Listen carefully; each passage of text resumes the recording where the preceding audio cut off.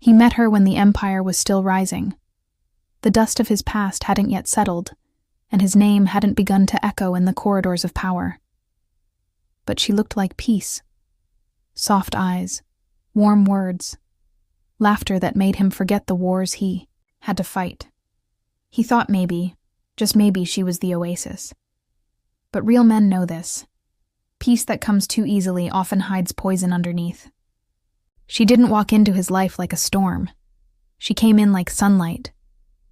But what he didn't realize was that even sunlight can burn if you stand in it too long, blind and defenseless. And so, the fool in him, the boy who still believed love would save him, welcomed her in without checking the weight of her silence. At first, she played her role like a script she'd memorized. She listened when he spoke, laughed at his unfunny jokes, admired his discipline like it was a crown she was proud to polish. But underneath it all was something else. Something quieter, colder, calculating. He missed it in the beginning. Most men do. He mistook mimicry for loyalty, compliance for character. You see, women don't destroy kingdoms overnight. They do it one seed at a time, a suggestion here, a disagreement there. She didn't need to scream to be dangerous. She just had to make him second-guess himself. The first time he changed a decision to avoid her mood, the crown slipped slightly from his head, and he didn't even notice. He used to wake up with clarity, sharp, precise. Purpose wasn't a choice, it was oxygen. But soon he found himself negotiating with chaos. Maybe she just needs time. Maybe I was too harsh. Maybe love means understanding. No, love does not mean self-erasure. But he learned that too late. You see, every time he compromised his discipline to keep the peace, he lost a piece of himself. And she watched, not in hatred, not even in amusement, but in quiet satisfaction. Because power unclaimed is power transferred.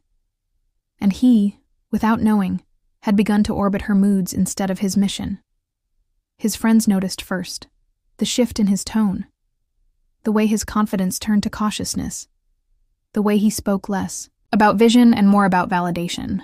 She's good for him, they said at first. But time reveals all masks. One by one, the habits that built his empire began to erode. No more 5 a.m. wake-ups. No more goals marked on whiteboards. No more silence filled with strategy. Instead, there were arguments about nothing, anxiety about everything, and a growing fear of her absence, even when she was right there beside him. He had become a prisoner in his own kingdom, locked inside by the smile of the woman he thought was his queen. The betrayal wasn't one moment. It was a slow unraveling. Threads pulled gently from the seams of his spirit. She didn't cheat with another man. She cheated with control. She seduced him into surrendering his edge, until he was no longer a man she admired in the mirror. He began explaining his decisions, apologizing for his standards, begging her to understand things that needed no explanation. And every time, he yielded. She respected him less. But he didn't see it, because men in love often confuse silence for harmony and tolerance for strength. He was dying in increments, and the tragedy was, he called it love. There came a night, and every man has one, when the truth knocked so hard he couldn't ignore it. She mocked a vision he had worked years to shape, laughed at it like it was a child's drawing. And in that moment, the illusion shattered. He saw her, really saw her, not the beautiful distraction, not the comforting voice. He saw the contempt in her eyes, the hidden joy in watching him shrink, the satisfaction in knowing he was too afraid to walk away. That was the night he realized. He had not chosen a partner. He had invited an assassin into his castle. But by then, damage had already been done. His business was in disarray. His body, once a temple, now a monument of neglect. his spirit, fractured from carrying someone who never intended to walk beside him. And worst of all, his mind, once the sharpest weapon in his arsenal, was now dulled by emotional confusion. He couldn't tell the difference between love and manipulation, between compromise and surrender. He had become the very thing he once warned others about. A man who had lost his kingdom without a war, without a battle cry, without even resistance, just silent submission to the wrong woman. He thought about leaving, often. But the fear gripped him. What if I never find better? What if I'm just difficult? What if this is what all relationships become? Those thoughts were not his. They were planted, fed, watered, and grown by the one who benefited from his doubt. You see, the most dangerous prison is the one you decorate, and he had made hers look like home. But deep down, something ancient stirred, the part of him untouched by her tactics, the part she couldn't reach, that primal voice. The king, within Wow, whispered, "Remember who you were before her." So one morning he left. Not with rage, not with insults, but with silence. He packed what mattered, walked away from everything he built around her. And though his hands trembled and his chest ached, he knew this pain was cleansing. This loss was liberation. You see, the real tragedy isn't choosing the wrong woman. The real tragedy is staying. Staying when you know you're shrinking. Staying when your soul screams for freedom. And that morning, he chose pain over peace, because sometimes only suffering can purify. And the man who fears loss will always lose more than the man who embraces it. But leaving her wasn't the end. It was the beginning of war. Not against her, no. Against himself. Against the weakness that let her in. Against the desperation that confused connection for compatibility. She didn't chase him. She didn't beg. She let him go, like a queen watching a fallen knight limp off the battlefield. And that hurt more than anything. But it was necessary, because in that silence, he finally met himself. And the mirror didn't lie. He wasn't a victim. He was a volunteer.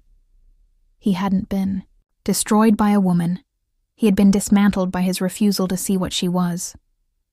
And that truth, brutal as it was, became his fuel. He sat alone for months. No distractions, no dates. Just silence and strategy. Rebuilding. Remembering. Reforging the armor he had taken off for her. The lessons weren't abstract anymore. They were burned into his bones. Never choose a woman who resents your mission. Never stay where your standards are mocked. Never invest in someone who thrives when you shrink. These weren't quotes on a page. They were scars. And every scar whispered a warning. The next time you choose like a king. Not from hunger, not from loneliness, but from alignment. From power, from ruthless clarity. The boy had died, and in his place, a man was reborn. It began not with triumph, but with discipline. Long before he smiled again, long before anyone praised his return, he chose war over comfort. War against his own habits, the lazy mornings, the scrolling, the mindless apologies. Each one had been a crack in his foundation, and now he was rebuilding from stone. The world didn't notice, not at first, but he did. He felt it in the silence, a kind of sacred echo, waking at dawn when no one watched, lifting until his arms trembled, reading until his eyes burned. He had no lover to impress, no audience to applaud. And that's what made him dangerous again. Because a man who rises in solitude rises without permission. He studied her absence like a scholar examines a corpse, not out of longing, but out of necessity. Every memory, every mistake, every red flag he had ignored became a data point. He mapped them, rewound them, dissected them, not to relive the pain, but to learn from it. Because pain without reflection is just punishment. But pain with analysis becomes prophecy. He could now spot the patterns, the way she shifted blame, the strategic silence after setting a fire, the compliments that came only when he doubted himself. It wasn't a relationship. It was a covert campaign to soften a man built for war. And now, he knew better. The first test came sooner than expected.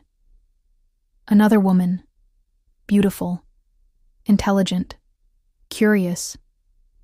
She approached with kindness, spoke like she understood, and for a moment, he felt the familiar warmth, the hunger for connection, the desire to be seen. But something in him had changed. This time, he didn't lead with his heart. He observed. How did she handle silence? How did she speak about men? Was her interest in him, or in the idea of him? And when he pulled back, slightly, to test her reaction, she grew cold, impatient, entitled. That's when he knew. The game hadn't changed, but he had, and he smiled, not with arrogance, but with clarity. You see, a man who survives betrayal doesn't come back the same. He doesn't crave attention. He evaluates it. He doesn't beg to be understood. He demands to be respected. He doesn't chase beauty. He studies behavior. And now, every woman he met became a battlefield of signals and symbols. He wasn't playing to win them over. He was playing to protect his future. That's the shift most men never make. They think walking away from the wrong woman is the end. It's not. It's the beginning of ruthless selection, the birth of a king who doesn't need a queen, but will welcome one if she earns the right. He started mentoring younger men, not formally, but with intensity, in gyms, in business meetups, over coffee. They would talk about goals, women, purpose, and he would listen, nod, and then hit them with truth like lightning. Don't let your desire outrun your standards. Test her loyalty before you trust her presence. A woman who cannot wait with grace will destroy you. In chaos, some of them flinched, some resisted. But the ones who were ready leaned in. Because truth cuts, yes, but it also cleanses. And in every conversation, he wasn't just saving them. He was saving the younger version of himself. The one who didn't know better. His legacy became clearer. It wasn't about wealth alone, or status, or clout. It was about alignment. He began building with people who shared his discipline, women and men alike. No leeches, no chaos, just strategy, honor, vision. He launched a company rooted in values, wrote a book based on everything he learned in silence.